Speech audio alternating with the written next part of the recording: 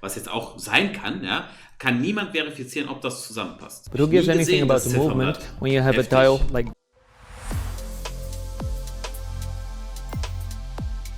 Collection review of 10 exceptional rare Rolex day dates. collection that is centered around arguably the most prestigious Rolex model, the Day-Date. And we will do so in the costliest property the Dutch capital has to offer. I'm not talking about the Royal Palace in the back, but rather the penthouse right across, Dam 3, Amsterdam's most prestigious property. Oha. Oha.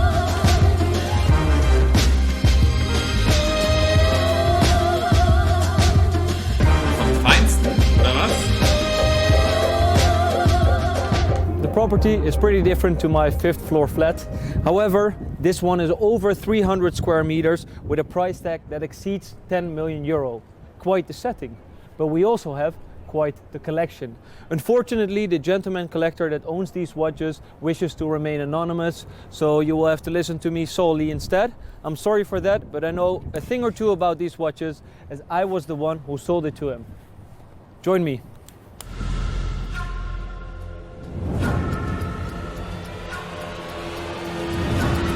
Ah, schönes Intro. Das ist doch der von Amsterdam Vintage Watches, oder? Hat er sich von denen getrennt, oder ist er das nicht?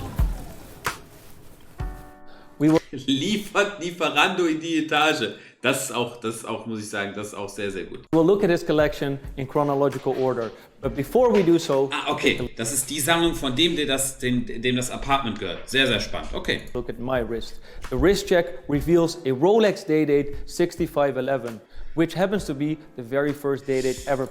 Zum Beispiel die Uhr macht mich persönlich nicht so sehr an, weil die Substanz der Uhr sehr, sehr, sehr, sehr, sehr fragil ist. Zum Beispiel die 1601 verkaufe ich, weil in der Preisklasse es keine andere Uhr gibt, die so günstig ist, plus eine Rolex, plus man kann sie easy wieder verkaufen.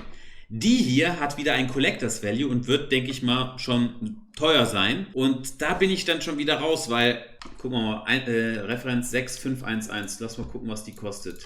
Und so, ja, das ist überhaupt nicht mein Vibe, mag ich überhaupt nicht. Das gefällt mir gar nicht, nee. Vor allem dann Armband passt da nicht, nee, das gefällt mir gar nicht, nee. Die wird genauso viel kosten wie eine 180, also diese neueren, nee. Produced. Now this is a rather rare model, mainly due to the fact of the deficiencies in caliber 1055.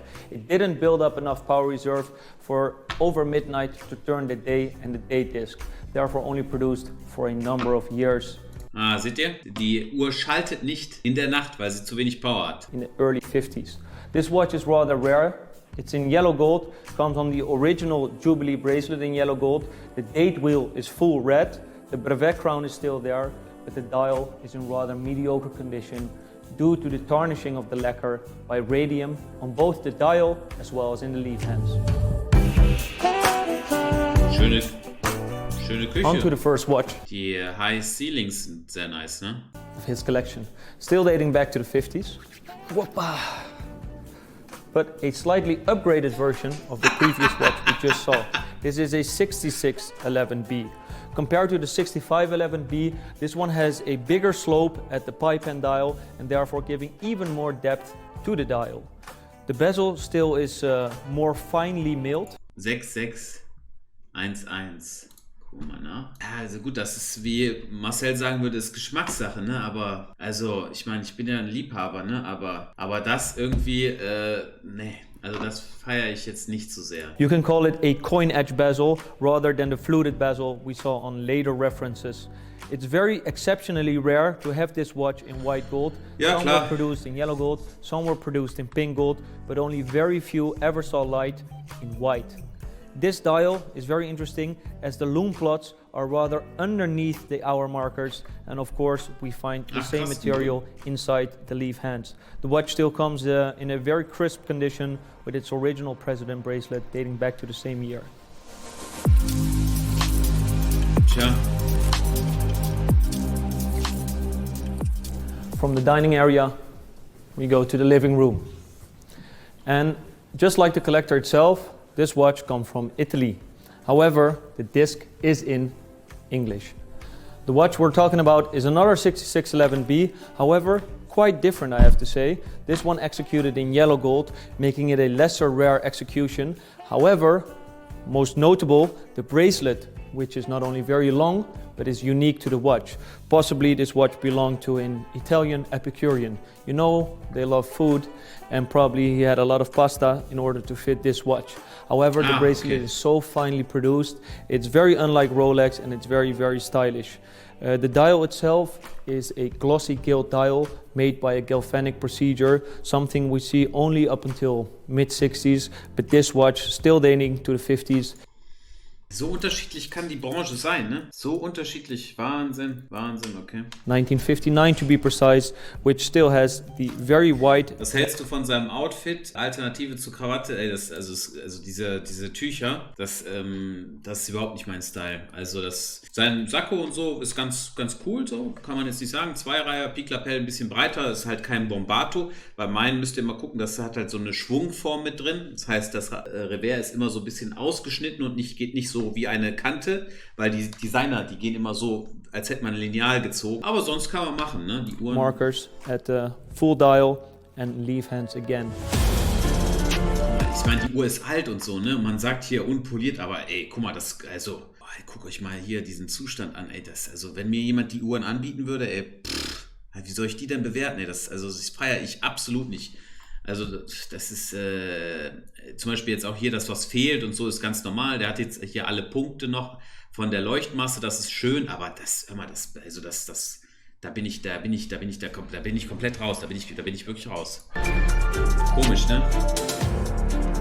Over to the 70s, the funky era, the disco era, and I'm happy to show you this next piece, which happens to be a very, very colorful one that is hidden behind this pillow. As you can see, this watch is made in a white material, but it's white gold, which is actually rarer than platinum on an 1804. Zum Beispiel jetzt wird es langsam okay, 1804, die Referenz, die geht noch Stellar Dial, ne? Ja, okay.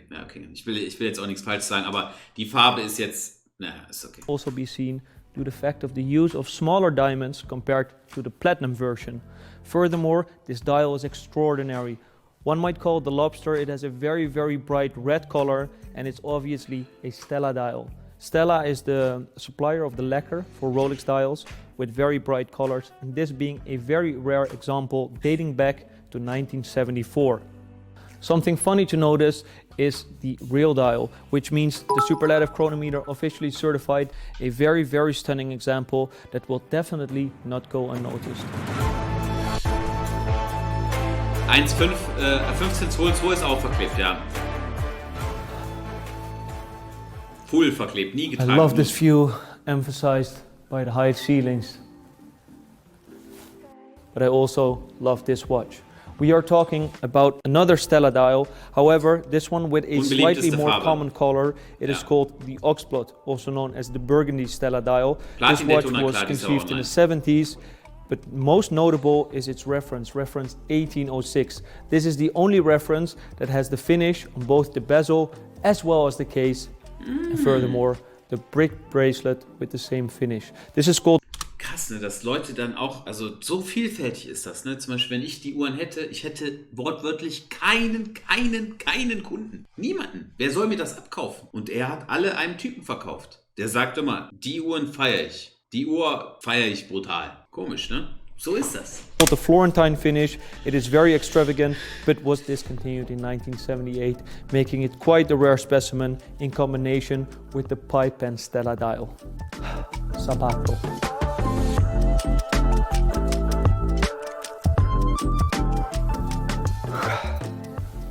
Feeling sleepy yet? Let's go to the master bedroom. That looks comfortable. The next watch we'll be talking about. Ich glaube, er hat einen Suit Supply Anzug an. Meine ich. Is this very, very extravagant 1803. Now the reference itself, 1803, is not that rare. Actually, it's the most common watch with the fluted bezel. However, this watch is executed in pink gold. Pink gold is a rare material for Rolex. Now we know it of the Ever Rose, which they introduced in the end of the 90s. But from 1978 until the end of the 90s, they discontinued the use of pink gold as a whole. This watch is mid-70s and comes with a slate grey dial that is set with diamonds. Combination of diamonds on a day-date. It's not that special. However, this is a special request featuring only baguette set diamonds instead of just the 6 and the 9 in baguettes and the rest in brilliant cut. Quite an exceptional watch with an uncommon bracelet, which is the riveted oyster matching pink gold. Ja, ja.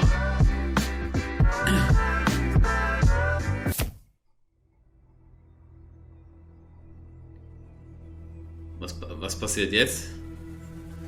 Was passiert jetzt? After that performance, it's time to get out of the closet. Or better yet, walk into the closet, as we're going to discuss the last 4-digit reference of this collection. We are talking about the Rolex 1807. The 1807 is known for its bark finish that we can find on both the center link of the President bracelet as well as its bezel. The watch is slightly oxidized, as you can see on the 18-karat yellow gold case, due to the tropical conditions it was found in. This watch was a special order by the Sultanate of Oman. Therefore, we see the Kandjar crest at the 6 o'clock position. Furthermore, the dial features markers with black lacquer that we can also find inside the hands. I want to point out the Indic Arabic date disc and day disc that we can find too, and the beautiful the beautiful Arabic minute track.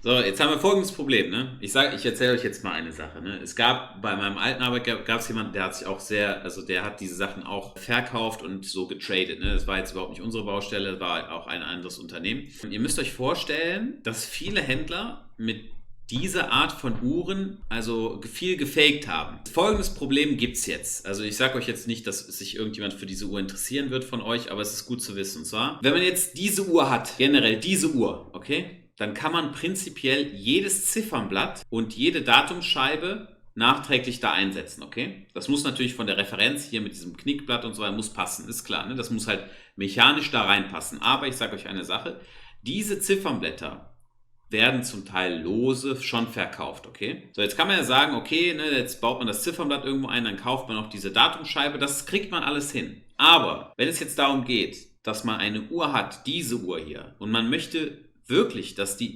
das bestätigt ist, dass das alles original ist, dann kann man ausschließlich, das ist insbesondere bei Stellarblättern so der Fall, weil bei Stellarblätter waren damals in den 70er Jahren sehr unbeliebt und auch in den 80er Jahren und Leute oder Konzessionäre haben die teilweise ausgebaut und andere Blätter eingebaut, das heißt, die waren lose und die wurden dann irgendwann halt verkauft, das war halt einfach nicht beliebt. Heute sind die dann so zu kaufen, auch für teuer Geld und viele sagen dann, ja, okay, jetzt habe ich halt hier die Uhr mit diesem Stellarblatt, die kostet jetzt, weiß ich nicht, 70.000 Euro. In den Papieren muss drinstehen, dass die Uhr jetzt aus dem Oman ist. Das heißt, sie muss entweder einen Händlerstempel von einem Händler aus dem Oman kommen. Und ich rede nicht davon, dass es quasi einfach blanko ist, weil viele Zertifikate, das sind diese Nummernstempel, die man haben kann. Man kann Zertifikate auch blanko kaufen und die Nummern reinstempeln lassen oder mit Hand reinschreiben. Aber der Stempel des Händlers, in dem Falle jetzt Oman oder da gibt es einige Händler, das muss daher sein. Oder von Esprit aus London, weil die waren auch damals für Middle East teilweise zuständig. Und das ist die Schwierigkeit. Daher, wenn er die Uhr jetzt dem Kunden verkauft hat, ohne Papiere, was jetzt auch sein kann, ja, kann niemand verifizieren, ob das zusammenpasst. Sehr, sehr schwierig.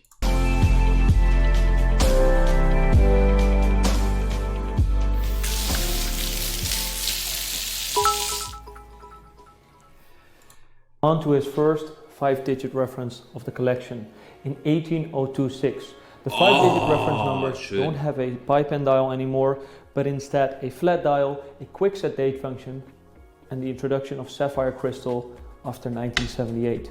The crystal is not the only thing that's made out of sapphires. Look at the hour markers.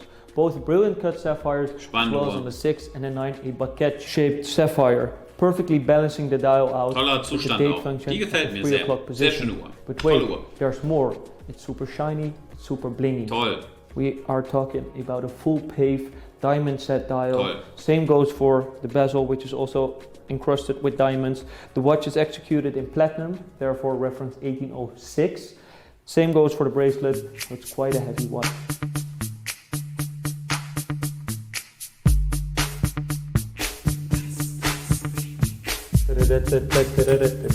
Ice, ice, baby.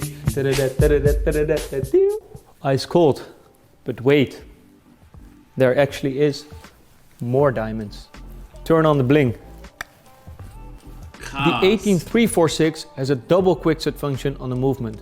But who gives anything about the movement when you have a dial like this? Again, fully encrusted with diamonds, factory set, paved dial, this time circular. Gives a little bit the impression of a disco ball. It's hard to read the time, but they installed closed handset to make it slightly more legible. The text date as well as Rolex, just like the 18026, are on applied plaques on the dial. The bezel is diamond set, the watch again is platinum, it's ice cold, it's heavy, it's beautiful, it's a day-day. Toll. Toll. Super. Off to the next watch, which is another barked finish Rolex day-date. This time we're talking about reference 18079, so a 5-digit reference bark finish watch. Rolex stopped all the extravagant finishes after 1978. So both the Morellis finish, the Florentine finish, you name it, they only kept the domed bezel, the fluted bezel, and the bark finish. The bark finish has the finish both on the center link of the bracelet, the president one, as well on the bezel. The ones in white gold are way rarer. Combine it with a Stella dial for a white gold example, and you hit the jackpot. Stella dials for white gold watches are uncommon. You might say, well, put a yellow gold Stella dial on a white gold one, but that's impossible because the text on the white gold Stellas are in white. The coronet as well as the handset and the markers, in fact, are in white gold too. The watch is featured with a Oxblot Stella dial. Markers are set with diamonds, and the condition of this watch is just incredible.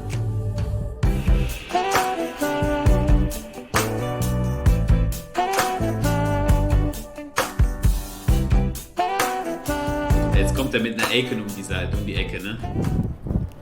Ah, Onyx-Style. Last but not least, we have this beautiful white gold 18239. Ah, wie heißt das nochmal? Most important about this watch is the dial. It is a stone. Sehr schön, habe ich auch schon mal gesehen. Die gibt's auch teilweise mit mehr roten Partikeln. Sehr, sehr geil. Dial, sehr, sehr cooles also Blatt. known as Jasper, which happens to be my name. When there's tiny red dots around it, it's called a bloodstone. But this is a beautiful full green example of a stone dial with white gold day and date frames around the day and date aperture. Cool. Excellent watch, very rare, and I read in Pucci Papaleo's day-date book that this watch is believed to be a unique piece. However, in the meantime, we found two more. Not really unique, but super special nonetheless. Krass, ne? Cool. Hat sich doch gelohnt. Pretty interesting collection, right? He has even more, but we stick to these 10 day-dates based on different materials, bezels, bracelets, dials, finishes, you name it. Just to show you the diversity this model has to offer. And if you weren't blown away by these 10 day-dates, you probably were by this presidential property. I would like to hear what day-date you like the most. Day-Date 2. Hey, cool, cooles Video. Also, ich weiß zwar nicht, warum er jetzt seinen eigenen Kanal hat oder so. Vielleicht irgendwie haben die sich getrennt oder so, I don't know. Aber cool, ja.